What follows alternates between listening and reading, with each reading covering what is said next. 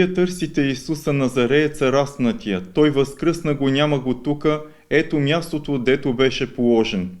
Възлюбени в Господа, братя и сестри, Христос воскресе!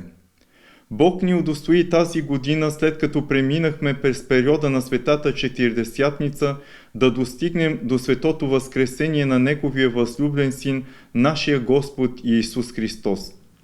През Великата седмица заедно се преживяхме с Христа тържественият ход в Йерусалим. Чухме притчите за жениха и 10 девици, за да бъдем бодри в очакване. Станахме свидетели на предаването на Христа, участвахме в тайната вечеря с апостолите, преживяхме страданията Христови и кръстната смърт и очаквахме с надежда Христовото възкресение. Или както пее Светата ни църква в паскалния канон: вчера се спогребах с Тебе, Христе, днеска възкръсвам с Тебе, възкръсналия. Съразпъвах се с Тебе вчера, сам ме прослави с Тебе, Спасителю, в Твоето царство. Ето, че дойде този най-свят миг, в който най-сетне проповедта на светлото възкресение разпръсква тягостния дух на разочарованието, на страха и на тъгата. Христос воскресе из мертвих и надеждата у всички отново се оживява. Велико чудо за всички хора, за целия свят.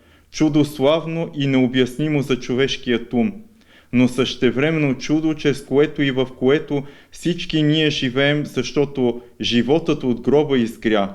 Сам Христос, новият Адам, премахна разрушителната смърт и ни даде нов живот в Бога.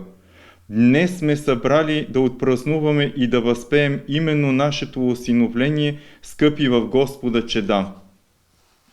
В тази свята и светла нощ на Възкресението, на утрената и на светата литургия, всичко се изпълва с божествена светлина на възкръсналия Син Божий.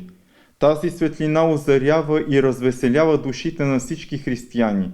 Цялото видимо и невидимо творение днес ликува. Възкръсналият наш Бог идва сред своя народ и изпълва обещанието си. Вие ще бъдете наскърбени, но скръбта ви ще се обърне в радост. Тази е радостта, която никой не може да отнеме. Единствената истинска радост е тази на Възкресението. И наистина колко жалко е за тези, които отричат Възкресението и не искат да приемат радостта на Евангелието. Ако няма възкресение и изкупление, неминуемо бихме стигнали до отчаяние, защото тогава смъртта би имала последната дума, а нашият живот щеше да е обречен на забрава и безмислие.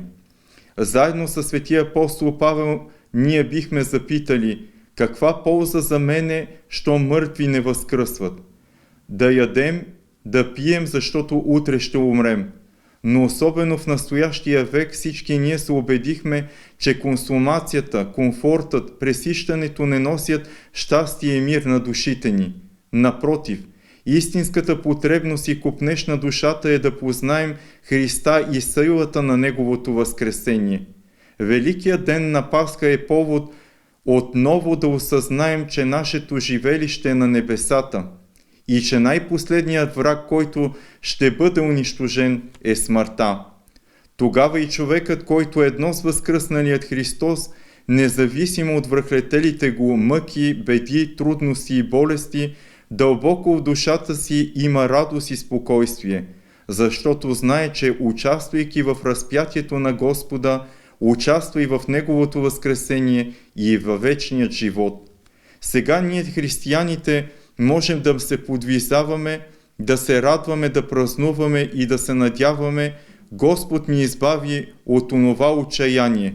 Той е нашият празник, Той е нашата Пасха, преходът ни от смъртта към живота. За верните християни целият живот е Пасха и празник, защото целият му живот се освещава от благодата на Възкресението. Затова днес виждаме израза на тази радост по домовете ни. Веселите ни народни обичаи и хубави традиции, които събират нашите семейства. Боядисаните яйца и красивите козунаци, всичко това свидетелства, че животът и сърцата ни са изпълнени с Христовата радост, защото вече сме чеда на Възкресението. И така, брати и сестри, Колкото и да е трудно днес да усетим Христовата радост, заобиколени постоянно от новини за скърбите на този свят, който лежи в грях, ние трябва да имаме дразновение, смелост и да не се поклащаме, когато бива изпитвана вярата ни. Нека отнесем със себе си тази радост и да споделим благата вест с всички около нас. Нека бъдем светилници за този свят и един други го да показваме, че единствената утеха, истинският мир и неизменната любов идват само и единствено от възкръсналия Син Божий, нашият Христос.